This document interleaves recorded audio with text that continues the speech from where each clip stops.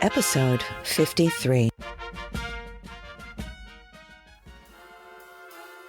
All over the wind howls.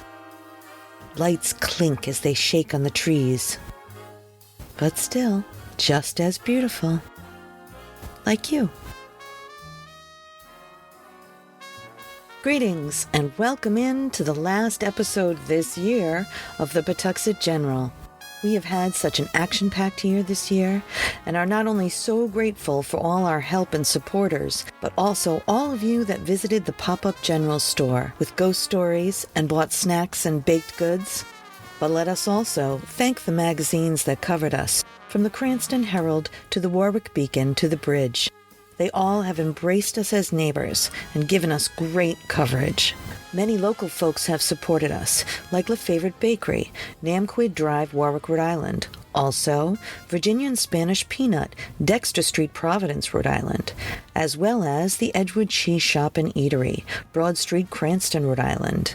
Emerald Frog, Reiki, and more, also Broad Street in Cranston. But most importantly, Tag Sale Treasures for hosting our pop-up all season and furnishing us with props, signs, linens, all to help us succeed. But at this holiday season, for my last and most heartfelt thanks, I reach out to a place which has always had my back when I needed it. In the past, when the community needed a winter's farmers market, where did they turn? But the Edgewood Congregational Church. These open-minded folks welcomed us into their building, where we sold tea, greens, root vegetables, cheeses, hot soups, chicken pot pies, sausages and meats, not to mention my own baked goods, scones, pizza, and Danish. These folks helped us feed all of our neighbors during a very snowy winter. Hopefully, this snowy winter, we will do the same thing. However, this week, we'll be talking about a much-needed meat pie update, bass sale, and of course, the end of A Christmas Carol by Charles Dickens. But first, we would like to thank our Patreon subscribers. These windblown folk are the leaves, ash, small sticks, sturdy oaks, sand dunes, and well-fortified docks that make up the New England seaside that is the Pawtuxet General, without whom we would merely be driftwood. So thank you.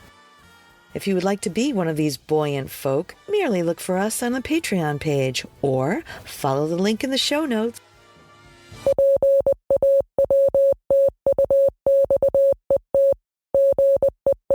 This just in, meat pie update. For the finish of our pie-palooza, let's take one more look at meat pie. I took my mom's recipe from episode 50 and I made a few changes, only a bit in the filling. I added 4 slices of bacon, which first I cut into cubes, then cooked gently to render the fat. When browned, I removed the bacon and added it to the pork and beef mixture. Then browned half an onion in the bacon fat and added that to the mixture. Then I mashed in the boiled potatoes. So that's the change. The other change I made was to use a hot water pie crust so that I could make individual pies in a large muffin tin. This method is daunting, but easy. Just don't get interrupted, because the crust is so much easier to roll if it's still warm. In fact, while rolling, I cut the ball into thirds and then covered the ones I wasn't rolling under a warm, damp towel. For this crust recipe, you will need 4 cups of flour and 1 teaspoon of salt, mixed together in a large bowl. 1 cup of water, plus more if needed. 8 tablespoons unsalted butter, which is what I used for strength, or beef suet or lard. These could soften your crust. Melt the unsalted butter in the cup of simmering water. Then add to the well in your flour and salt mixture in your bowl. Stir with a wooden spoon until cool enough to use your hands. Break your ball up into thirds and cover the 2 that you're not using. You will also need 1 large beaten egg for the egg wash. So right off the bat, my trick was to have a pot of hot water on the side to add a little if you needed it. And I did, so you feel me. This crust is one of those practice things, but what a yummy practice. You can do anything with this crust that you can do with any leftover bit, like galots, fried cinnamon triangles, cheddar bacon twists, anything. I found a bowl around my house that was the size of my muffin tin, but you could use an extra large cutter. Do not grease your tins. Push your rolled out crust circles into your muffin tins, all of the creases. Then fill most of the way to the top, packed gently but fully to the top. with a circle of dough that floats and is not sealed around the edge with a vent in the middle. Then, paint with your beaten egg.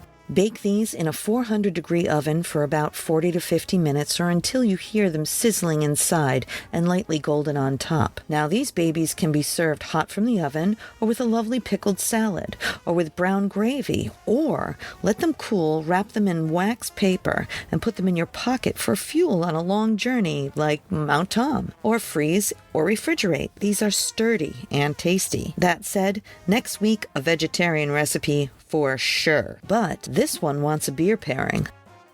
Now, as we all know, Guinness is the best with a meat pie, and I'm not here to contest that, but I have always had my heart split in two as far as beers go. My all-time favorite I tasted in Bavaria in the early 90s.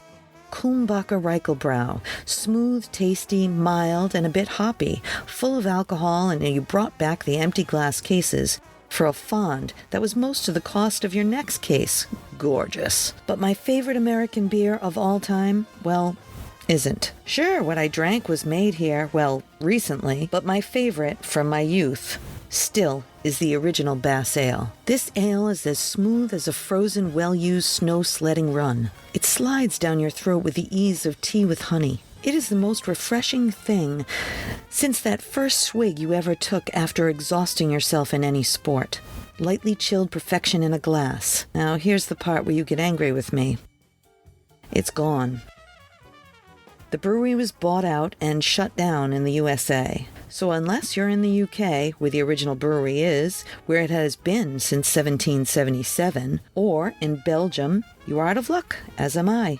Now, I'm sure that with a little searching, you can easily find, as I did, who and why we are both deprived of this spectacular ale. But I'm not trying to blame as much as celebrate my favorite. If you can get one, drink it for me. If not, enjoy your own favorite with your pie. And enjoy, my cousins! I want to tell you about my friend Mike and his electromagnetic pinball museum and restoration arcade. It's an all-inclusive place to relax and share anything related to modern pinball and arcade games. A group of pinball and arcade fans with an addiction to games of all kinds and Lego too. $10 gets you free play on pinball and arcade games all day. You can find them at 881 Main Street, Pawtucket, Rhode Island, or online at www.electromagneticpinballmuseum.com.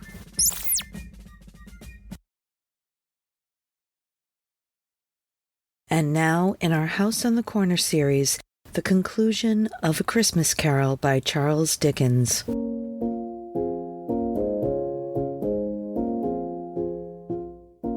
Lead me some tenderness connected with a death, said Scrooge, or that dark chamber spirit which we just left now will be forever present to me.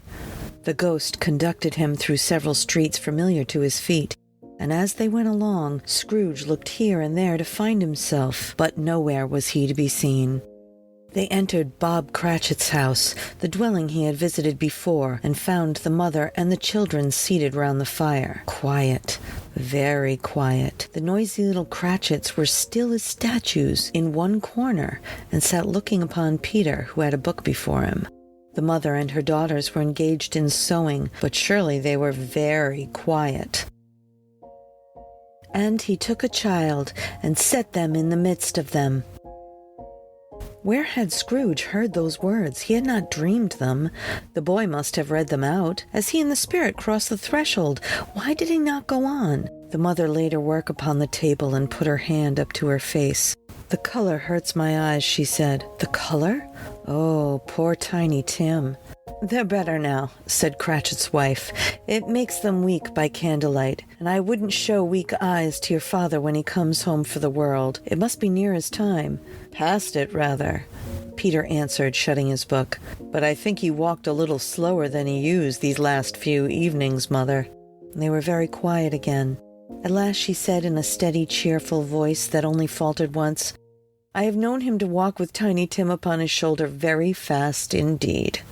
"So have I," cried Peter, "often." "So have I," exclaimed another. So had all. "But he was very light to carry," she resumed, intent upon her work. "And his father loved him so that it was no trouble, no trouble. And there's your father at the door." She hurried out to meet him, and little Bob and his comforter, he had need of it, poor fellow, came in. His tea was ready for him on the hob, and they all tried who should help him to it most. Then the two young Cratchits got upon his knees and laid each child a little cheek against his face, as if they said, "Don't mind it, father, don't be grieved."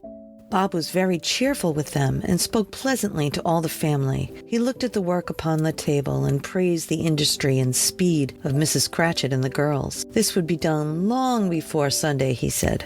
"Sunday? You went today, then, Robert?" said his wife. "Yes, my dear," returned Bob. "I wish you could have gone. It would have done you good to see how green a place it is. But you'll see it often. I promised him that I would walk there on a Sunday. My little child," cried Bob. "My little child." He broke down all at once. He couldn't help it. He left the room and went upstairs to the room above, which was lighted cheerfully and hung with Christmas. There was a chair set close beside the child, and there were signs of someone having been there lately. Poor Bob sat down in it, and when he had thought a little and composed himself, he kissed the little face. He was reconciled to what had happened, and went down again quite happy. They drew about the fire and talked, the girls and mother working still.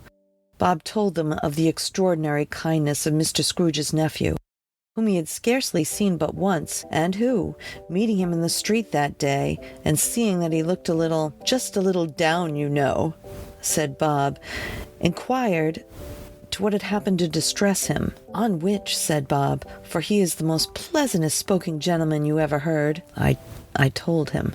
"I am heartily sorry for it, Mr. Cratchit," he said, "and heartily sorry for your good wife. By the by, how he ever knew that, I don't know." "Knew what, my dear?" "Why, that you were a good wife," replied Bob. "Everybody knows that," said Peter. "Very well observed, my boy," cried Bob. "I hope they do." "Heartily sorry," he said, "for your good wife. I can be any service to you in any way," he said, giving me his card. "That's where I live. Pray come to me." "Now it wasn't," cried Bob, "for the sake of anything he might be able to do for us so much as his kind way. This is quite delightful. It really seemed as if he had known our Tiny Tim and felt with us." "I'm sure he is a good soul," said Mrs. Cratchit. "You would never be sure of it, my dear," returned Bob. "If you saw and spoke to him, I shouldn't be surprised. Mark what I say, if he got Peter a better situation." "Only hear that, Peter," said Mrs. Cratchit. "And then," cried one of the girls, "Peter will be keeping company with someone and setting up for himself." "Get along with you," retorted Peter, grinning. "It's just as likely as not," said Bob. "One of these days, though there's plenty of time for that, my dear. But however, and whenever we part from one another, I am sure that none of us will forget Tiny Tim, shall we? Or our first parting that there was among us?" "Never, father!" cried them all. "And I know," said Bob, "I know, my dears, that when we recollect how patient and how mild he was, although he was little child, we shall not quarrel easily among ourselves, and forget poor Tiny Tim in doing it." "No, never, father!" they all cried again. "I am very, very happy," said little Bob. "I am very happy." Mrs. Cratchit kissed him, his daughters kissed him, the two young Cratchits kissed him, and Peter and himself shook hands. "Spirit of Tiny Tim, thy childish essence was from God." "Spectre," said Scrooge, "something informs me that our parting moment is at hand. I know it, but I know not how. Tell me what man that was whom we saw lying dead." The ghost of Christmas yet to come conveyed him as before, through a different time, he thought. Indeed, there seemed no further in these latter visions, save that they were in the future, into the resorts of business men, but showed him not himself. Indeed, the spirit did not stay for anything, but went straight on, as if to the end just now desired, until besought by Scrooge to tarry for a moment. "This court," said Scrooge, "through which we hurry now, is where my place of occupation is, and has been for a length of time. I see the house. Let me behold what I shall be in days to come." The spirit stopped. The hand was pointed elsewhere. "The house is yonder," Scrooge exclaimed. "Why do you point that way?" The inexorable finger underwent no change. Scrooge hastened to the window of his office and looked in. It was an office still, but not his. The furniture was not the same, and the figure in the chair was not himself. The phantom pointed as before. He joined it once again, and wondering why and whither he had gone, accompanied it until they reached an iron gate. He paused to look around before entering. A churchyard. Here, then, the wretched man whose name he had now to learn lay underneath the ground. It was a worthy place, walled in by houses, overrun by grass and weeds, the growth of vegetation's death, not life, choked up with too much burying, fat with repleted appetite, a worthy place. The spirit stood among the graves and pointed down to one.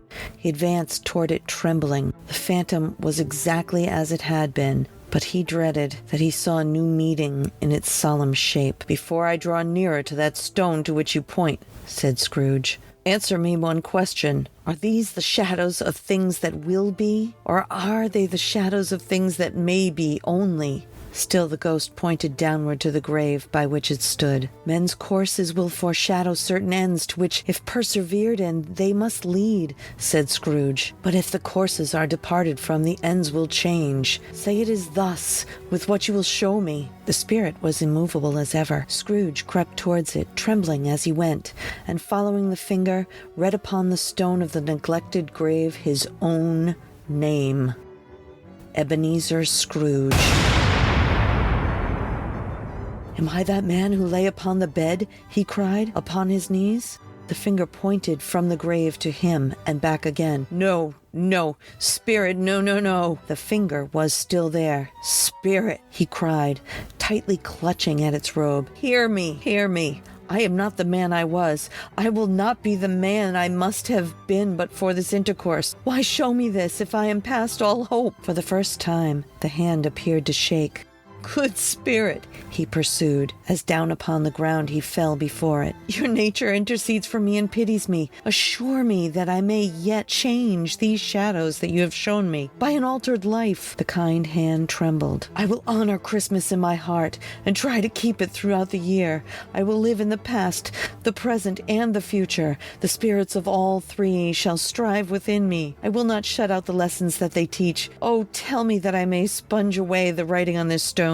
In agony he caught the spectral hand and sought to free itself, but he was strong in his entreaty and detained it. The spirit, stronger yet, repulsed him. Holding up his hands in the last prayer to have his fate reversed, he saw an alteration in the phantom's hood and dress. It shrunk, collapsed, and dwindled down into a bedpost. Stave 5. The end of it. Yes, and the bedpost was his own. The bed was his own. The room was his own. Best and happiest of all, the time before him was his own, to make amends in. "I will live in the past, the present, and the future," Scrooge repeated, as he scrambled out of bed. "The spirits of all three shall strive within me. O Jacob Marley, heaven and the Christmas time be praised for this. I say it on my knees, O Jacob, on my knees." He was so flustered and so glowing with his good intentions that his broken voice could scarcely answer to his call. He had been sobbing violently in his conflict with the spirit, and his face was wet with tears. "They are not torn down," cried Scrooge, folding one of his bed curtains in his arms. "They are not torn down, rings and all. They are here. I am here. The shadows of the things that would have been may be dispelled. They will be. I know they will." His hands were busy with his garments all this time, turning them inside out, putting them on upside down, tearing them, mislaying them, making them parties to every kind of extravagance. "I don't know what to do," cried Scrooge, laughing and crying in the same breath, and making a perfect lampoon of himself with his stockings. "I am as light as a feather. I am as happy as an angel. I'm as merry as a schoolboy. I'm as giddy as a drunken man. A Merry Christmas to everybody. A Happy New Year to all the world. Hello there! Whoop! Hello!" He had frisked into the sitting room and was now standing there, perfectly winded. "And there's the saucepan the gruel was in," said Scrooge, starting off again and going round the fireplace. "And there's the door by which the ghost of Jacob Marley entered. There's the corner where the ghost of Christmas presents sat. And there's the window where I sat wandering spirits. It's all right. It's all true. It all happened." Really, for a man who had been out of practice for so many years, it was a splendid laugh, a most illustrious laugh, the father of a long, long line of brilliant laughs. I don't know what day of the month it is, said Scrooge. I don't know how long I've been among the spirits. I don't know anything. I'm quite a baby. Never mind, I don't care. I'd rather be a baby. Whoop! Hello! Hello there! He was checked in his transports by the churches ringing out the lustiest peals he had ever heard. Clash, clang, hammer, ding, dong, bell. Bell, dong, ding, hammer, clang, clash. Oh, glorious, glorious. Running to the window, he opened it and put out his head. No fog, no mist. Clear, bright, jovial, stirring, cold. Cold, piping for the blood to dance to. Golden sunlight, heavenly sky, merry bells, oh glorious, glorious. What's today? Cried Scrooge, calling downward to a boy in Sunday clothes, who perhaps had loitered in to look about him. Eh? Cried the boy, with all his might of wonder. What's today, my fine fellow? Said Scrooge. Today? Replied the boy. Why, it's Christmas Day. It's Christmas Day, said Scrooge to himself. I haven't missed it. The spirits have done it all in one night. They can do anything they like. Of course they can. Of course they can. Hello, my dear fine fellow. Hello, returned the boy. Do you know the Poultiers? In the next street but one, at the corner? Scrooge inquired. I should hope I did, replied the lad. An intelligent boy, said Scrooge. A remarkable boy. Do you know whether they've sold the prize turkey that was hanging up there? Not the little prize turkey, the big one? What, the one as big as me? Returned the boy. What a delightful boy, said Scrooge. It's a pleasure to talk to him. Yes, my buck. It's hanging there now, replied the boy. It is, said Scrooge. Go and buy it. What, exclaimed the boy. No, said Scrooge. I'm in earnest. Go and buy it, and tell them to bring it here, and I may give them direction where to take it. Come back with the man, and I'll give you a shilling. Come back with him in less than 5 minutes, and I'll give you half a crown. The boy was off like a shot. He must have had a steady hand at the trigger. Who could have gotten a shot off half that fast? I'll send it to Bob Cratchit's, whispered Scrooge, rubbing his hands and spitting with a laugh. He shan't know who sends it. It's twice the size of Tiny Tim. Joe Miller never made such a joke as sending it to Bob will be. The hand in which he wrote the address was not a steady one, but write it he did somehow, and went downstairs to the open street door, ready for the coming of the Poulter's man. As he stood there, waiting his arrival, the knocker caught his eye. I shall love it as long as I live, cried Scrooge, patting it with his hand. I scarcely ever looked at it before. What an honest expression it has on its face. It's a wonderful knocker. Oh, here's the turkey. Hello. Whoop, holler you. Merry Christmas. It was a turkey. He never could have stood upon his legs, that bird. It would have snapped him short off and like sticks of sealing wax. Why, it's impossible to carry that to Camden Town, said Scrooge. You must have a cab. The chuckle with which he said this, and the chuckle with which he paid for the turkey, and the chuckle with which he paid for the cab, and the chuckle with which he recompensed the boy, were only to be exceeded by the chuckle with which he sat down breathless in his chair again, and chuckled until he cried. Shaving was not an easy task, for his hand continued to shake very much, and shaving requires attention, even when you don't dance while you're at it. But if he had cut off the end of his nose, he would have put a piece of sticking plaster over it and been quite satisfied. He dressed himself in all his best and at last got out into the streets. The people were by this time pouring forth, as he had seen them with the ghost of Christmas present. And walking with his hands behind him, Scrooge regarded every one with a delighted smile. He was so irresistibly pleasant, in a word, that 3 or 4 good-humored fellows said, "Good morning, sir, a Merry Christmas to you." And Scrooge often said afterward that of all the blithe sounds he had ever heard, those were the blithest in his ears. He had not gone far, when coming on towards him, he beheld the portly gentleman who had walked into his counting-house the day before, and said, "Scrooge and Marley's, I believe?" It set a pang across his heart to think how this old gentleman would look upon him when they met, but he knew what path lay straight before him, and he took it. "My dear sir," said Scrooge, quickening his pace and taking the old gentleman by both his hands, "how do you do? I hope you succeeded yesterday. It was very kind of you. And a Merry Christmas to you, sir." "Mr. Scrooge?" "Yes," said Scrooge. "That is my name, and I fear it may not be too pleasant to you. Allow me to ask your pardon. And would you have the goodness—" Here Scrooge whispered in his ear. "Lord bless me," said the gentleman, as if his breath was taken away. "My dear Mr. Scrooge, are you serious?" "If you please," said Mr. Scrooge, "not a farthing less. A great many back payments are included in it, I assure you. Will you do me that favor?" "My dear sir," said the other, shaking hands with him, "I don't know what to say. Such "Don't say anything, please," retorted Scrooge. "Come and see me. Will you come and see me?" "I will," cried the old gentleman, and it was clear he meant to do it. "Thank ye," said Scrooge. "I'm much obliged to you. I thank you 50 times. Bless you."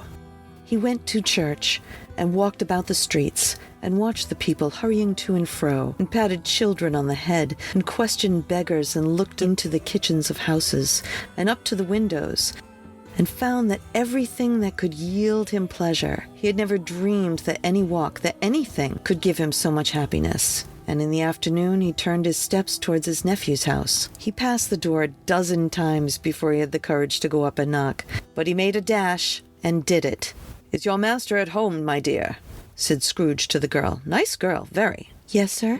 "Where is he, my love?" "He's in the dining room, sir, along with the mistress. I'll show you upstairs, if you please." "Thank ye. He knows me," said Scrooge, with his hand already on the dining room lock. "I'll go in here, my dear." He turned it gently and sidled his face in round the door. They were looking at the table, which was spread out in great array. For these young housekeepers were always nervous on such points, and like to see that everything is right. "Fred," said Scrooge. Dear hearts alive, how his niece by marriage was started. Scrooge had forgotten for the moment about her sitting in the corner with the footstool, or he wouldn't have done it on any account. "Why, bless my soul!" cried Fred. "Who's that?" "It is I, your Uncle Scrooge. I've come to dinner. Will you let me in, Fred?" "Let him in? It's a mercy he didn't shake his arm off. He was at home in 5 minutes. Nothing could have been heartier.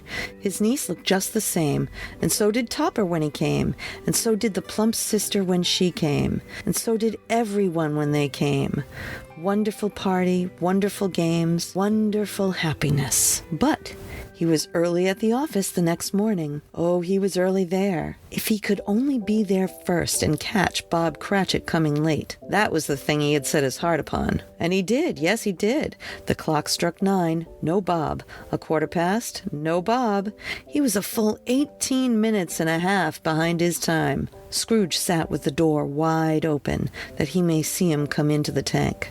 His hat was off before he opened the door, his comforter too. He was on his stool in a jiffy, driving away with his pen, as if he were trying to overtake 9 o'clock. "Hello," growled Scrooge in his accustomed voice, as near as he could feign it. "What do you mean by coming here at this time of day?" I'm very sorry, sir," said Bob. "I'm behind my time." "You are?" repeated Scrooge.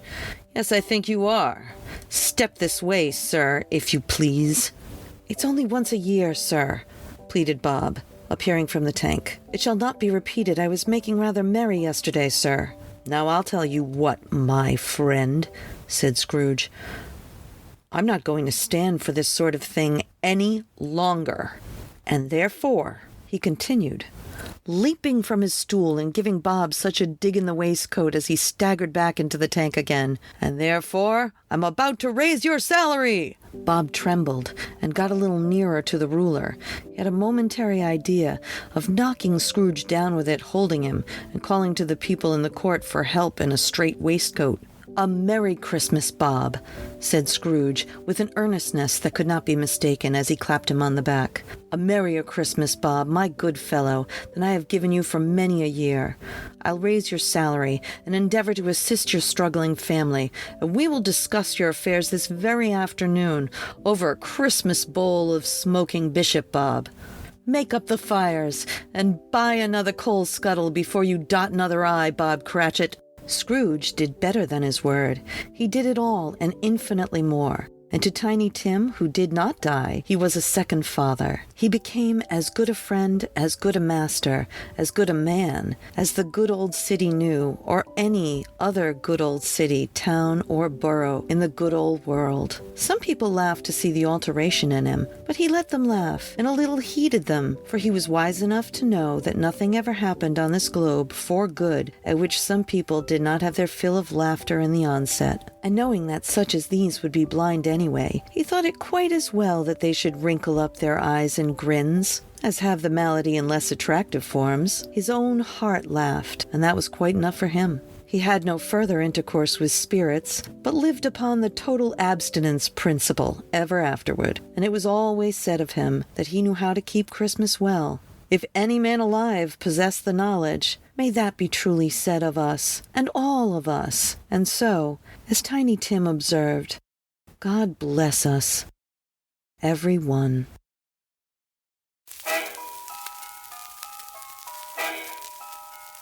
Thank you once again for joining us here at the PG. This is our last week of our holiday fundraiser. If you would like to make a one-time donation, we'd really appreciate it. You could follow the links in the show notes. So thank you and other folks like DW. You keep us going. Also, if you have a question, order, or local ghost story, our email is jess@pawtuxetgeneral.com. Feel free to reach out. We'd love to hear from you. But until then, I'll meet you right back here at the Pawtuxet General. A Something for Posterity production, pre-recorded in Pawtuxet.